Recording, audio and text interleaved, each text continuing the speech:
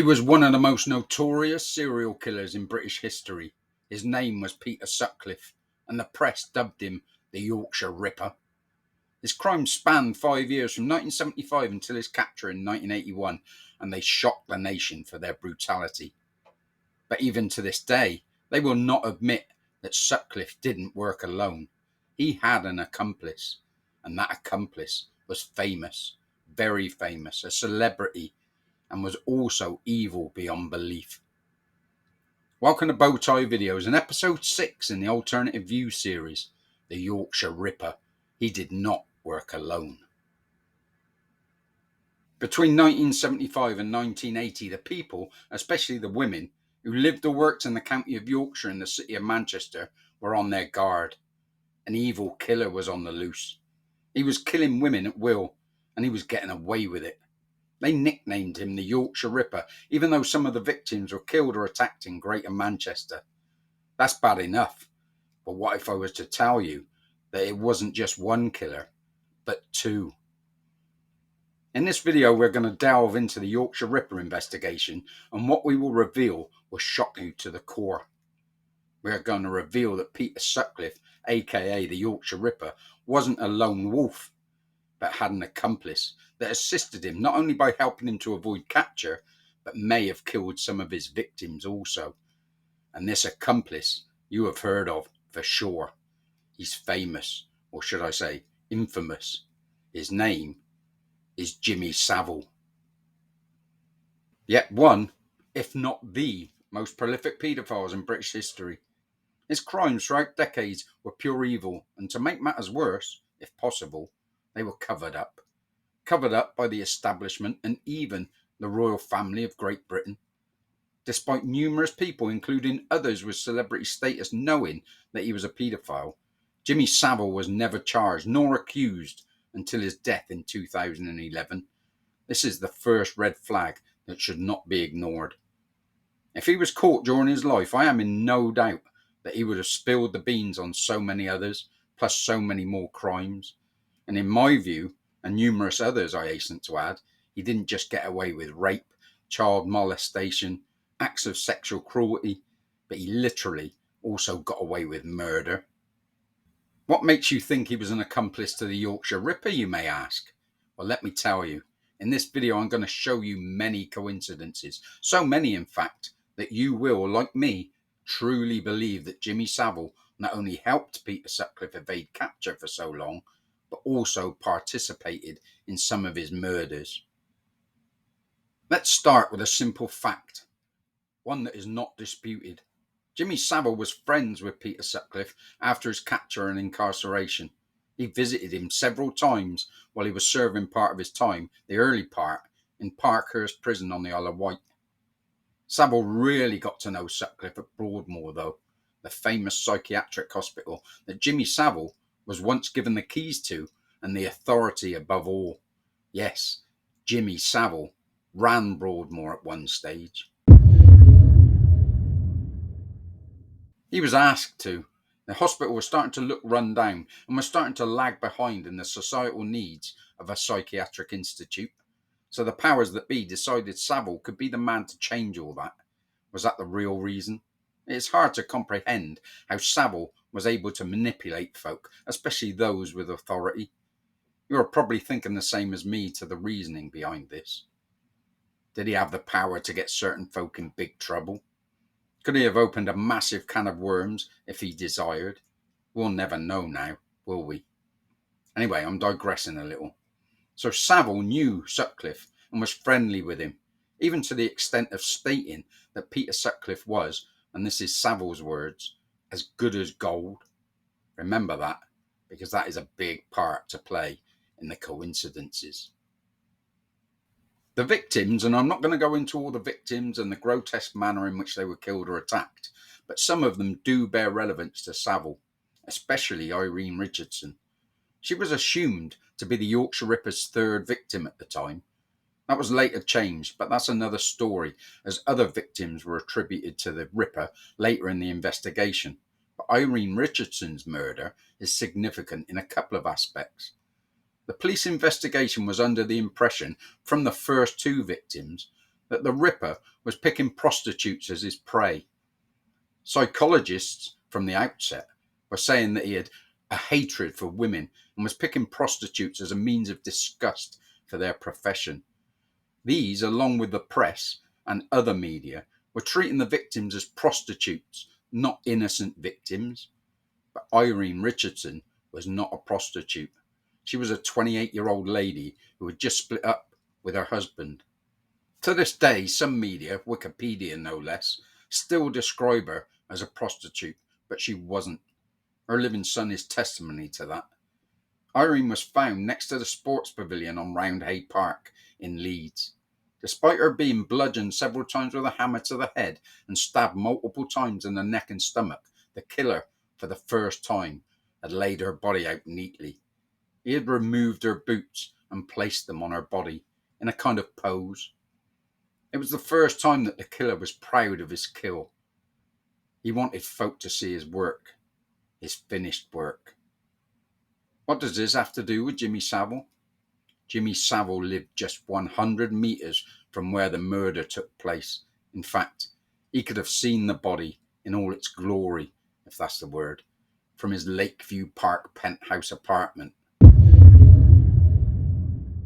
After this murder, Savile had suggested to the investigation team that he himself could be an intermediate between the police and the killer if they so required. This was due to the fact that Savile had previously set up a Friday morning club with the police in Leeds. It was a gathering of police officers at his Leeds residence in which Savile would be kept up to date with case files and other police-related work. Why? Why Savile? His influences were spreading, now even as far as the police. During the worrying killing spree of the Yorkshire Ripper, Savile proceeded in doing his celebrity duties. One of these was the opening of a fete. We have the footage. I'm going to show you a brief excerpt of this footage. A definite indication of how folk knew what he was like comes from the politician woman who introduces him to the crowd. Watch how she is in somewhat disgust of him, scarily kissing him and then refusing a requested hug. She was worried. But most of all, see how he calls himself the Yorkshire Ripper as he holds up pictures of himself to distribute to the crowd. Jimmy Savile for making it for us. Mr. Jimmy Savile.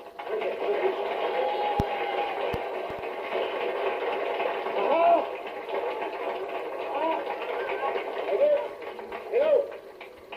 Good morning, ladies and gentlemen. First, I beg your pardon?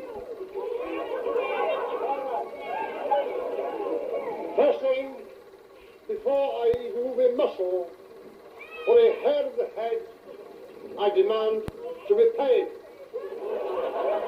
Because, as her lovely ladyship said, I do all this and all that, which is not true really, it's my brother. And my fee for coming here today was an embrace from her ladyship, and I have not yet been paid. So I demand to be paid instantly, otherwise I'm afraid I cannot carry on. It's full of germs. Wait, I put the special aftershave on as well. You see, because it's not very often that people like me get a chance to even get near a real ladyship, and so, seeing us with that near, I think a little embrace should be called for, don't you, ladies and gentlemen? Thank you. Can you talk amongst yourselves, please? And under no circumstances, look.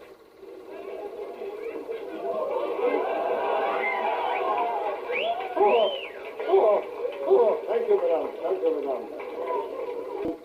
And I think that I shall take you all with me when I go back home, because we could do with lots of lovely ladies like I see here today. And I think, would anybody have any objections to being kidnapped?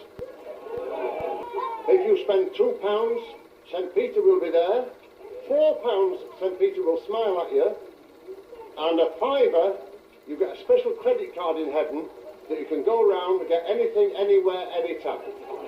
Now that's not much, is it? That's only a £5. That is excellent, is it? They will be signed later on. Tell them what the drawings are. The drawings, ladies and gentlemen, have been done by a local lady, and it's a photo fit of the Yorkshire Ripper. Please. Right. actually give you 50p if you take one of these away. And if you ring up the police in Wakefield and tell them you've got him down here, you get £25,000. Do me a favour. Yeah. Nail this thing on to the Yorkshire Ripper. Give sure to me. You do that. £25 grand. Oh, well, ooh, so lovely. Unbelievable. Listen, I kidnap girls like you. Well, yes, certainly. So, after the Irene Richardson killing, the victim that could be seen from Savile's apartment, comes a ninth victim, 40-year-old Vera Millard. Once again struck with a hammer and stabbed multiple times, this time the location was on the grounds of the Manchester Royal Infirmary. And who happened to visit that very same hospital at the time? Of course, Jimmy Savile. I'm surprised with this next coincidence because I am astonished that not a lot of people know it. But are you aware that Savile was an actual suspect during the Yorkshire Ripper's rampage? He was. He was such a significant person of interest that the police had requested an impression of his teeth from the designated police dentist. This was due to some of the poor victims had teeth marks on their breasts. That's how savage the killings had become. For the police to request this from someone, they would have to be quite high up on the suspect list, I would have imagined. And it wasn't divulged to the public either, until Savile's death. Blimey, that's quite a few coincidences mounting up, Mr. Savile, but there is more. By now I'm hoping that you're starting to see that Savile could well be an accomplice. After Vera Millard was killed, it was almost a year till the killer struck again. No one knows why, and if I had the time, I would look into Savile's diary during that time for sure. Maybe he was busy elsewhere. But nevertheless, the killer's 10th victim was to appear. This time young 19-year-old Josephine Whitaker. She was the latest to be struck with a hammer and stabbed in the chest and stomach 21 times. She was also stabbed in the right leg, and a screwdriver had been thrust into her vagina. It was a gruesome attack. The killer was found just yards from her home, poor lass, in Halifax, on a street, get this, named Savile Park Moor. When Sutcliffe was interviewed after his capture, several years actually, the press stated that Sutcliffe had stated that he had had messages from God to commit these horrendous crimes. That's not true. Oh, the press lying? There's a turn-up. In fact, Sutcliffe had stated that his master, yes, his master, not God, had told him to act. The press just assumed that his master meant God. But what if he did have a master, and his master was Savile? During Savile's lifetime and his celebrity status, he was obviously interviewed on countless occasions. During these interviews, Savile often referred to women as his brain damage. Why would you have brain damage? Because the girls I know specialise in brain damage. He said this several times. Strange way of describing women. Yet all of the Yorkshire Ripper victims were struck at least once with a hammer to the head. Brain damaged.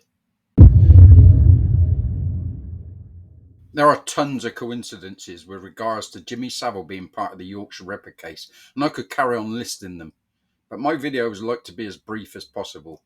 So I'm going to give you one more coincidence, and to me, it's the biggie.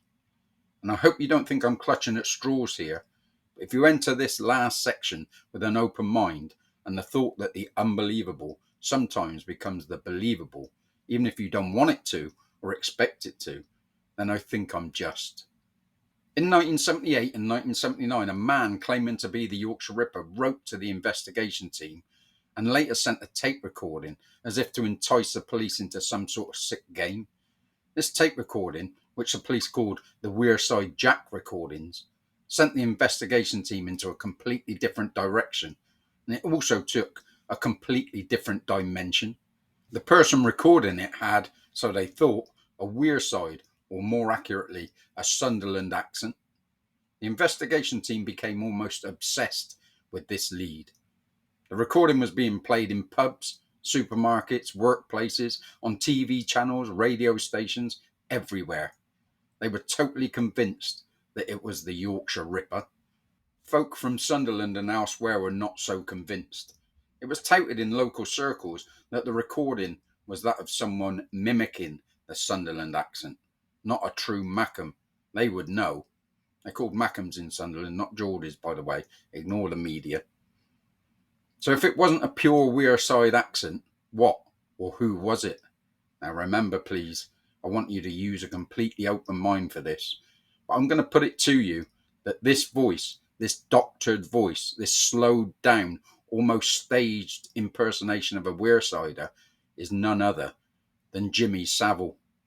I'm going to play a part of the original Wearside Jack tape recording, and then I'm going to let you hear Jimmy Savile's voice. Now, I am convinced that because of the speed that Jimmy Savile speaks and the unusual pauses that he adopts between his sentences in his everyday speaking pattern, that this hoax, this bizarre piece of evidence, is actually Jimmy Savile. Listen. I have the greatest respect for you, George, but Lord, you are no nearer catching me now than 4 years ago when I started. I reckon your boys are letting you down, George. They can't be much good, can they? The only time they came near catching me was a few months back in Chapeltown when I was disturbed. I warned you in March that I'd strike again. Sorry it wasn't Bradford. I'm not quite sure when I'll strike again, but it will be definitely sometime this year. I'm not sure where. Maybe Manchester. I like it there. There's plenty of them knocking about. You never learn, do they, George? We always get something like this coming around at Christmas because we all want to feel good at Christmas, right? Normally you can just brush them away like midges. They will try blackmail. If you don't send us money, I will say that you've done this and you've done that. So that's why I have, up in Leeds, a collection of senior police persons. I give them all my weirdo letters and they take them back to the station. We always get something like this coming around at Christmas because we all want to feel good at Christmas, right? Normally you can just brush them away like midges. They will try blackmail. If you don't send us money, I will say that you've done this and you've done that. So that's why I have, up in Leeds, a collection of senior police persons. I give them all my weirdo letters and they take them back to the station. At the end of the original Wearside Jack recording sent to the police, there was a song. How unusual is it to include a song? Thank You for Being a Friend by Andrew Gold. Is he literally thanking Peter Sutcliffe for being a friend? But another thing that's weird is that several times during Savile's lifetime, he comments that Peter Sutcliffe, the Yorkshire Ripper, is not evil, but pure gold. Is that part of the game? As in Andrew Gold? I know, I hear you.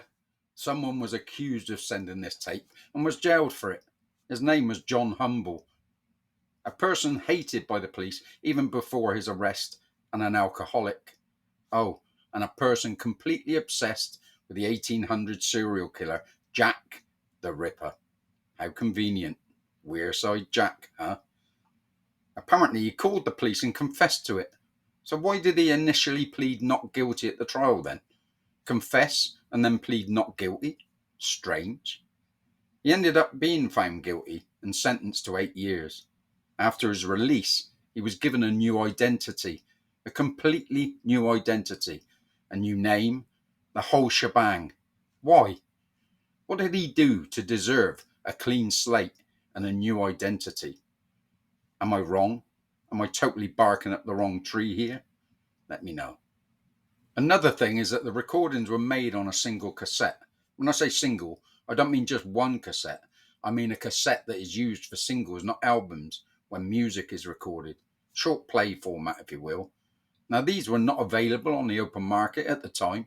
They were used purely on radio stations and in recording studios, etc., by DJs, disc jockeys.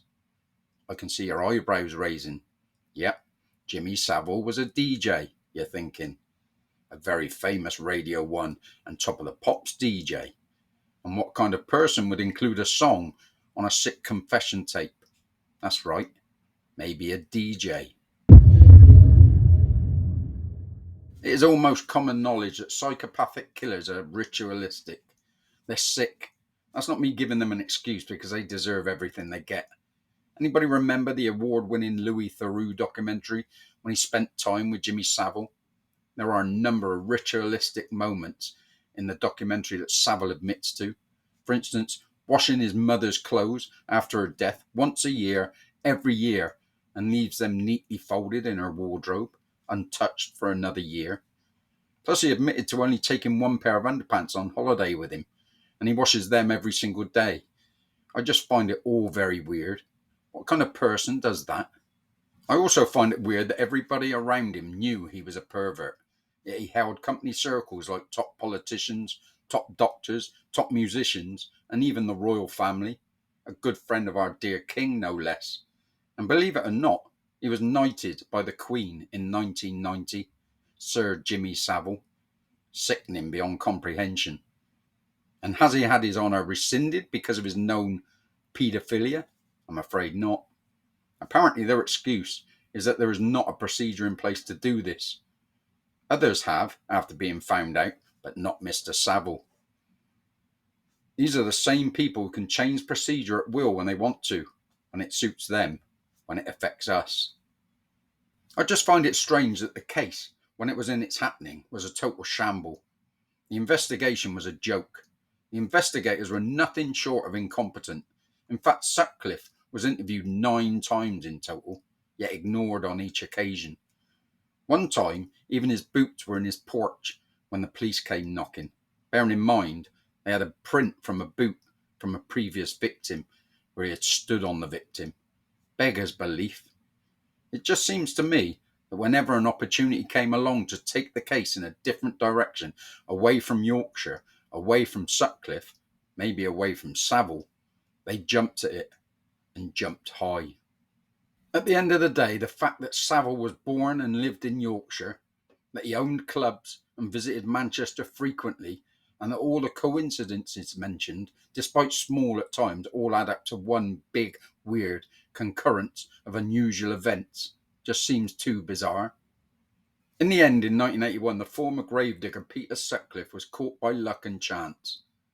Incidentally, by 2 coppers who didn't believe the Wearside Jack story.